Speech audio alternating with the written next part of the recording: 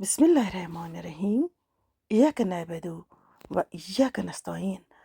رب اشرح لي صدري ويسر لي أمري واحلل عقدة من لساني يفقهوا قولي۔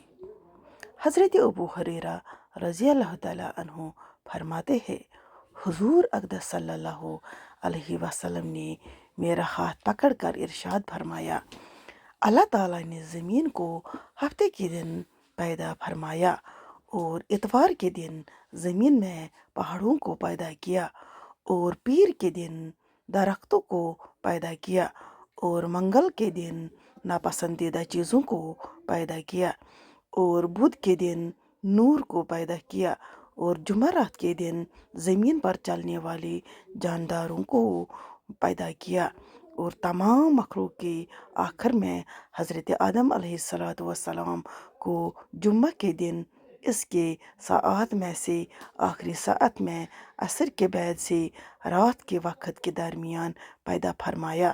باقی والسلام۔